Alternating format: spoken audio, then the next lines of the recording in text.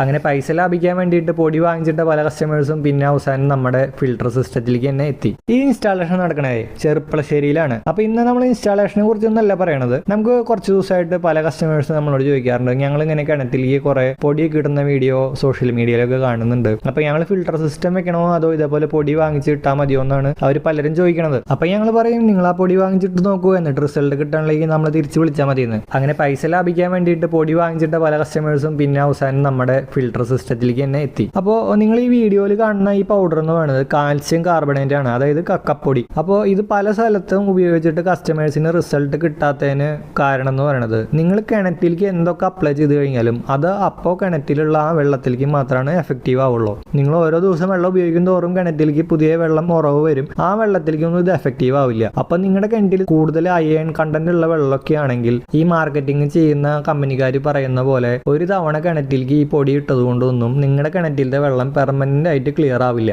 Calcium carbonate വെള്ളത്തിത്തെ pH increase ചെയ്യാൻ സഹായിക്കും എന്നുള്ളത് സത്യം തന്നെയാണ്. വെള്ളത്തിത്തെ pH ഇൻക്രീസ് ചെയ്യുമ്പോൾ വെള്ളത്തിലുള്ള ഡിസോൾവ്ഡ് അയൺ ഓക്സിഡൈസ് ആയിട്ട് ഫെറിക് സ്റ്റേറ്റിലേക്ക് മാറും. അപ്പോൾ ആ അയൺ കുറേയൊക്കെ സെറ്റിലാവും ചെയ്യും വെള്ളത്തിൽ, അതായത് കിണറിന്റെ അടിയിൽ അടിഞ്ഞുകൂടും. അങ്ങനെ വെള്ളം കുറച്ച് ദിവസത്തേക്കൊക്കെ ഒന്ന് ക്ലാരിറ്റി കിട്ടും. പക്ഷെ നിങ്ങളുടെ കിണറ്റിൽ ഇട്ട് വെച്ച കാൽസ്യം കാർബണേറ്റിന്റെ ഡോസ് പോകുന്നതോടുകൂടി ഇതിന്റെ ആ വെള്ളത്തിനെ pH ഇൻക്രീസ് ചെയ്യാനുള്ള കപ്പാസിറ്റി തീരും. അതോടുകൂടി ഈ വെള്ളം ക്ലിയർ ആവുന്ന ഒരു പ്രോസസ്സ് നിൽക്കും. ഇതാണ് ബേസിക്കലി അതിൽ സംഭവിക്കുന്നത്. ഹൈ ലെവൽസിൽ അയണും ടർബിഡിറ്റിയും കളറൊക്കെ ഉണ്ടെങ്കിൽ നിങ്ങൾ പ്രോപ്പറായി ഒരു ഫിൽട്രേഷൻ സിസ്റ്റം ചെയ്താൽ തന്നെയാണ് നിങ്ങൾക്ക് നല്ല വെള്ളം കിട്ടുള്ളൂ. കിണറ്റിലേക്ക് നിങ്ങൾ എന്ത് അപ്ലൈ ചെയ്ത് കഴിഞ്ഞാലും അത് അപ്പോൾ അവിടെ കിടക്കുന്ന കിണറ്റിലുള്ള വെള്ളത്തിന് മാത്രമേ എഫക്റ്റീവ് ആവുള്ളൂ. പുതിയ വെള്ളം വരുന്നതിന് അതൊരിക്കലും എഫക്റ്റീവ് ആവില്ല. അപ്പോൾ ഫിൽട്ടർ സിസ്റ്റം ഇൻസ്റ്റാൾ ചെയ്യുന്നതിൽ എന്തെങ്കിലും ഡൗട്ടോ കാര്യങ്ങളോ ഒക്കെ ഉണ്ടെങ്കിൽ നിങ്ങൾക്ക് ഞങ്ങളെ കോൺടാക്ട് ചെയ്യാം. നമുക്ക് ഓൾ കേരള സർവീസ് അവൈലബിൾ ആണ്. ശീലമാക്കാം ശുദ്ധജലം.